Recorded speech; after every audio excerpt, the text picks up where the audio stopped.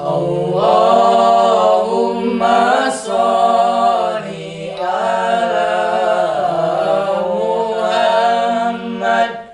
Ya Rabbi sholli alaihi wasallim. Allahumma sholli ala Muhammad. Ya Rabbi balikul wasilah.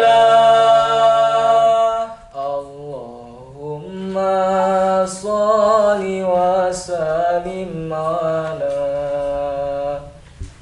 Sayyidina wa maulana Muhammadin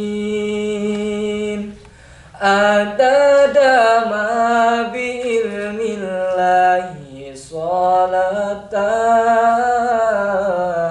daimatan bidawami mulkillahi. Allahumma sholli wa sallim ala Sayyidina wa maulana Muhammadin adada ma bihil milahi salatan daimatan bidawami mulkillahi. Ya Allah lururkeun rahmat sinareun salamet kangge Nabi junjunan kuring Muhammad salawasna aya dina kawilujengan salawasna ditangtayungan ku Allah. Assalamualaikum warahmatullahi wabarakatuh. Alhamdulillahirabbil alamin. Assalatu wassalamu ala asrofil anbiya'i wal mursalin wa ala alihi wa sahbihi ajmain, amma ba'du. Puji syukur kehadirat Allah Subhanahu wa taala, berkat kudrat dan iradatnya kita bisa berkumpul di sini dalam keadaan sehat walafiat. Tidak lupa sholawat dan salam marilah kita panjatkan kepada Nabi besar kita Muhammad Sallallahu Alaihi Wasallam. Perkenalkan, nama saya Riki Muhammad Mufti Alawi. Saya guru di SMK Al-Amanah. Pada hari ini saya akan mengisi acara rutinan, yaitu yang biasa ditayangkan hari Jumat dalam acara LDA, Lentera Dakwah Amanah. Oke, pada hari ini saya akan membahas, atau tema hari ini adalah berkenalan dengan iblis. Itu judul pada hari ini. Kita sering mendengar kata iblis. Ada istilah pepatah mengatakan tak kenal maka tak sayang. Oleh karena itu saya akan memperkenalkan iblis kepada kalian. Tujuannya bukan untuk disayangi, tapi tujuannya untuk kita tahu iblis itu siapa, kemudian tujuannya apa. Oke.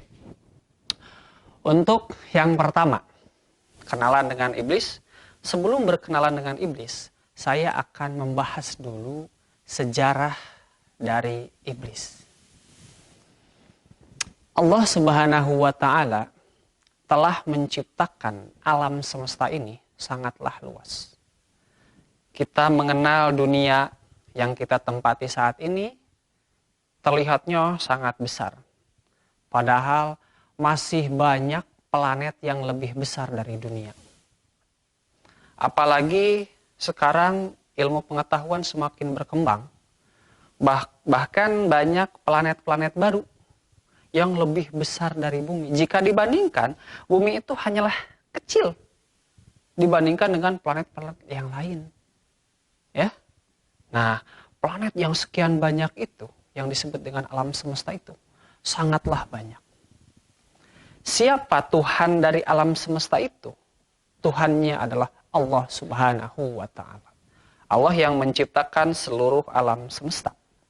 Ya, dunia segitu kecil. Seandainya di planet lain ada kehidupan, nah di sana itu Tuhannya tetaplah Allah. Karena Allah itu Tuhan semesta alam. Oke, itu yang pertama. Kemudian berikutnya, Allah telah menciptakan iblis dan juga malaikat. Itu yang akan kita bahas. Kalau dibahas terlalu banyak, Allah menciptakan segalanya itu terlalu banyak ya. Difokuskan saja Allah menciptakan iblis dan malaikat. Nah, iblis itu adalah makhluk yang dihormati pada saat itu. Dia itu makhluk Allah yang dikatakan dihormati karena memang dari segi keilmuan, dari ketaatannya beribadah kepada Allah. Malaikat pun derajatnya masih di bawah iblis pada saat itu. Kehidupan di alam surga masih damai-damai saja. Tidak ada masalah, ada kerukunan ya. Nah, ketika terjadi percekcokan, yaitu ketika Allah akan menciptakan seorang khalifah atau seorang pemimpin seperti biasa. Jangan pun di kejadian yang saya sampaikan tadi ya. Di tempat-tempat yang biasa kita lakukan, contoh misalkan di satu kelurahan, kehidupan itu aman-aman saja. Tidak ada masalah kan? Nah, awal terjadinya ada masalah itu ketika terjadinya pemilihan lurah. Akan adanya seorang pemimpin, yang ini dengan yang ini terjadi percekcokan. Karena akan adanya seorang pemimpin. Nah, ketika itu Allah berfirman dalam Al-Baqarah ayat 30. Wa qala rabbuka lil malaikati inni ja'ilun fil ardi khalifah. Allah mengatakan kepada malaikat, saya, kata Allah, akan menjadikan seorang pemimpin fil ardi khalifah. Jadi menciptakan seorang pemimpin. Nah, ketika Allah akan menjadikan seorang pemimpin, nah di situ terjadilah percekcokan. Yang pertama, malaikat juga mengajukan keberatan. Bagaimana malaikat keberatan? Yaitu di ayat berikutnya. Masih Al-Baqarah ayat ke-30. Ataj'alu fiha ma yufsidu fiha wa yasfikud dima. Malaikat mengatakan, kenapa engkau akan menjadikan seorang khalifah di muka bumi ini? Padahal mereka itu yang selalu menumpahkan darah. Terjadi kekacauan. Ya, wa yasfikud dima. Itu kan ajuan atau istilahnya ketidaksetujuan malaikat kepada Allah. Itu yang pertama. Kemudian, yang kedua, yang paling tidak setuju itu adalah iblis. Karena iblis itu pada saat itu memang mendapatkan posisi yang nyaman lah istilahnya. Iblis itu membangkang. Dalam surat Al-Hijr ke-30 diceritakan di sana ya. Kemudian dalam Al-Qur'an surat Al-A'raf juga dikatakan ya, terjadi dialog. Allah mengatakan kepada iblis, "Hai iblis, nah, wa idz qulna lil malaikati isjudu li adama fasajadu," maka semuanya bersujud ila iblis, kecuali iblis. Di sana diceritakan dalam surat Al-Hijr ya. Terjadi dialog antara Allah dan iblis. Sujudlah kamu kepada Nabi Adam. Iblis mengatakan, ya Allah, kenapa saya harus bersujud kepada Adam? Adam itu lebih mulia daripada saya. Oh, maksudnya Adam itu lebih rendah derajatnya daripada saya, kata iblis. Adam itu diciptakan dari tanah liat, sedangkan saya diciptakan dari api yang menyala. Lebih mulia saya dong. Kata Allah, bukan masalah mulia dan tidak mulia, itu adalah perintah dari saya, kata Allah. Tapi iblis tetap tidak mau bersujud Kemudian Allah mengutuk iblis, ya. Kamu dikutuk, terkutuklah kamu iblis, keluarlah dari surga. Dalam surat Al-Hijr ya. Kemudian pada saat itu iblis mengakui, ya Allah, kalau misalkan saya terkutuk, oke, saya akan membuktikan kepadamu ya Allah bahwa anak cucu Adam itu lebih mulia dari saya. Dengan bagaimana caranya? Izinkanlah saya untuk dipanjangkan umur saya dari sekarang sampai nanti hari kiamat, jangan kau cabut nyawaku, kata iblis ya. Kemudian Allah mengizinkan atau mengabulkan doanya. Oleh karena itu iblis itu nyawanya panjang, ya, tidak akan meninggal sampai nanti hari kiamat. Itulah sejarah dari iblis. Nah, itu sejarahnya. Kemudian kalau kita sudah mengenal sejarah dari iblis, nah, pada kali ini ingin membahas kepada ikhwan dimanapun kalian berada. Oke, perbedaan antara jin, iblis, setan. Kita sering mendengar 3 hal ini ya. Jin, iblis, setan. Apa sih perbedaan antara jin, iblis, dan setan itu? Nah, saya akan bahas. Pertama, iblis. Nah, iblis itu adalah jin yang ingkar kepada Allah. Jadi iblis itu masih dalam kalangan jin. Tahu dari mana cenah? Nah, itu kan dijelaskan dalam Al-Quran surat Al-Kahfi ayat 50 yang tadi, wa idz qulna lil malaikati isjudu li adama fasajadu illa iblis kana minal jinni fafassaqo an amri rabbi. Mereka itu bagian dari jin, ya. Jadi iblis itu adalah bagian dari jin yang ingkar kepada perintah Allah. Nah, begitu. Karena Allah itu menciptakan jin dan manusia. Wa ma khalaqtul jinna wal insa illa liya'budun. Allah itu menciptakan jin dan manusia. Iblis itu berarti bagian dari jin. Begitu. Sekarang, setan. Setan itu siapa? Setan itu adalah bagian dari jin yang tidak beriman kepada Allah. Itu menggoda manusia. Nah, ini yang menarik. Bahwa setan itu sebetulnya adalah sifat. Ya, sifat. Karena setan itu bukan hanya dari kalangan jin. Dari kalangan manusia juga bisa dikatakan setan. Contoh dalam surat An-Nas. Alladzi waswisu fi sudurin nas. Yaitu yang selalu membisikkan ke dalam hati manusia. Minal jinnati, dari kalangan jin. Wanas, dan dari kalangan manusia.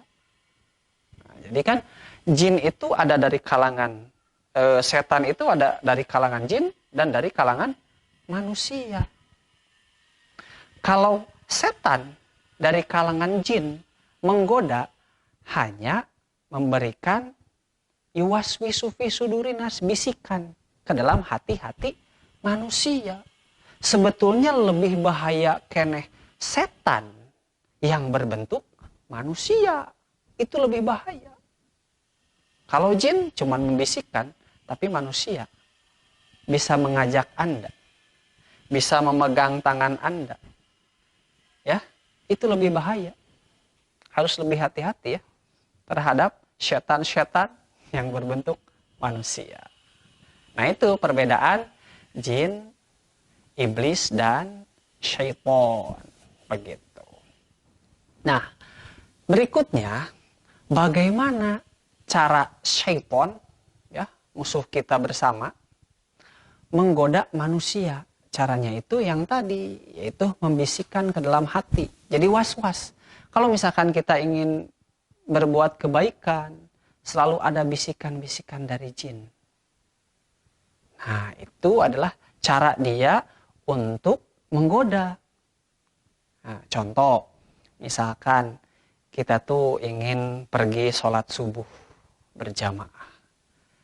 Kemudian setan membisikkan kepada kita, udahlah, gak usah. Tiris, hujan, mending disimbut, masih lama, baru juga adzan, belum qomat, tenang aja, tidur. Nah, itu bisikan-bisikan syaitan. Contoh, kalian mau bersedekah, mau ngasih uang, nanti aja. Kalau itu dikasih uang, kamu gak bisa jajan. Atau misalkan, udah cukup umur ya, misalkan udah waktunya menikah, calonnya sudah ada, tapi ada bisikan syaitan, usahlah, jangan dulu nikah, untuk biaya hidup kamu sendiri aja nggak cukup, apalagi biaya untuk berdua. Pacaran aja lah, pacaran, nggak usah nikah. Nah, itu bisikan-bisikan. Nah, kita sebagai manusia harus meyakinkan dalam hati, jauhkan dari bisikan-bisikan tersebut. Itu godaan syaitan yang pertama. Kemudian, godaan syaitan yang kedua adalah memberikan ketakutan, menakut-nakuti. Ya, menakut-nakuti dalam hal misalkan gak usah bersedekah, nanti kamu jadi miskin. Kalau misalkan untuk berjihad ya pada zaman dahulu, nggak usah, nanti kamu ada yang ngebunuh, mending di sini aja. Nah, itu ketakutan yang ditebarkan oleh syaitan. Nah, bukan hanya itu. Jadi ada juga jenis ketakutan yang memang sengaja menakut-nakuti, seperti ada suara-suara gaib, ya, menakut-nakuti, bisikan dalam hati, udah jangan tahajud, sieun jurig. Nah, itu teh menakut-nakuti. Bahkan kadang-kadang setan itu atau jin itu menampakkan dirinya. Ya. Itu tujuannya untuk menggoda supaya kita itu lebih takut kepada setan. Kadang-kadang suka ada suaranya ya. Wah. Mulai perasaanmu tahajud. Gak jadi tahajudnya. Jangan takut. Kenapa kita nggak boleh takut dengan makhluk yang seperti itu?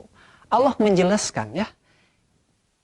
Sesungguhnya inna kaida syaitani kana dha'ifa. Sesungguhnya syaitan itu lemah. Itu jelas dalam Al-Quran ya.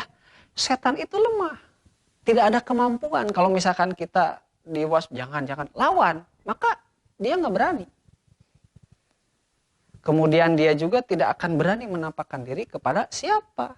Dijelaskan dalam Al-Quran juga ya, illa ibadaka minhumul mukhlasin, kecuali, nah itu kan janji setan, qala fa bi'izzatika la ughwiyannahum ajma'in, saya berjanji, kata iblis, akan menyesatkan semuanya, illa ibadika minhumul mukhlasin, kecuali yang tidak bisa saya goda adalah orang-orang mukhlis.